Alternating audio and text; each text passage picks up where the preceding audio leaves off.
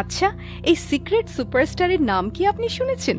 না মনে হয় বেশিরভাগ মানুষই শোনেনি। কিন্তু ভাবুন তো, এমন একটি দেশে যেখানে আজও বছরে প্রায় ৫ লক্ষ শিশু চিকিৎসার অভাবে মারা যায়, সেখানে এই মহিলার কাজ তাকে সুপারহিরোর মর্যাদা দেওয়ার দাবি রাখে।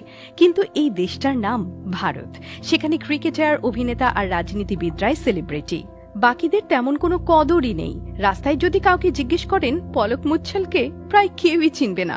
কেউ কেউ বলবে ও তো গান গায়। কিন্তু জানেন কি, মাত্র ৩২ বছর বয়সে পলক যা করেছেন তা শুনলে আপনার চোখ কপালে উঠে যাবে। পলক মুচ্ছল শুধু একজন গায়িকা নন, তিনি একজন জীবন্ত কিংবদন্তি। মাত্র ৪ বছর বয়সে সঙ্গীত জগতে পা রেখেছিলেন। ৯ বছর বয়সে প্রথম অ্যালবাম, ১৪ বছর বয়সে ইন্দোরের ছোট্ট শহর থেকে বলিউডে পা রাখেন। তখন পর্যন্ত তিনি ৩টি সফল অ্যালবাম বের করেছেন। বলিউডে এসেই টি সিরিজের সাথে চতুর্থ অ্যালবাম করেন। আর সে একই বছরে বলিউড সিনেমায় প্লেব্যাক সিঙ্গার হিসেবে দারুণ আত্মপ্রকাশ। এরপর তিনি বীর, একথা টাইগার, আশিকি 2, প্রেম রতন ধন পায়ো, MS ধোনির মতো সিনেমায় একের পর এক সুপারহিট গান দিয়েছেন। এছাড়াও জুম্মে কি রাত বা নাইয়ো লগেদার মতো গানও তার ঝুলিতে রয়েছে। তিনি বাংলা, পাঞ্জাবি, তামিল, গুজরাটি, তেলেগু, কন্নড়, উড়িয়া সহ মোট 17টি ভারতীয় ভাষায় গান গেয়েছেন। এত কিছু শুনেও যদি মনে হয় বলিউডে তো অনেকেই আসে যায়, তার বিশেষত্ব আর এমন কি? তাহলে জেনে নিন, পলকের বিশেষত্ব শুধু তার কণ্ঠস্বর নয়, তার অসাধারণ মানবিকতাও।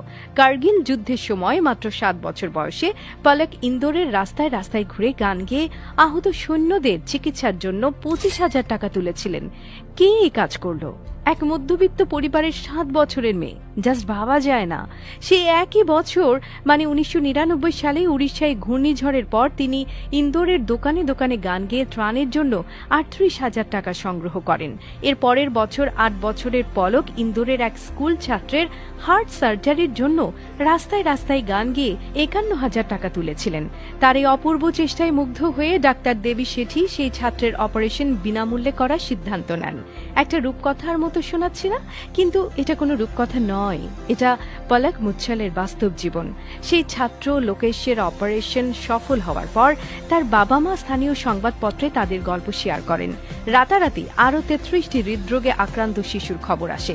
2000 সালে 8 বছরের পলক একের পর এক স্টেজ শো করে 2,25,000 টাকা তুলেছিলেন, যার মাধ্যমে 5টি শিশুর হার্ট সার্জারি সম্ভব হয়েছিল। এটা ছিল শুধুই শুরু। 2001 সালে গুজরাট ভূমিকম্পের পর পলক স্টেজ শো করে 10 লক্ষ টাকা সংগ্রহ করেন।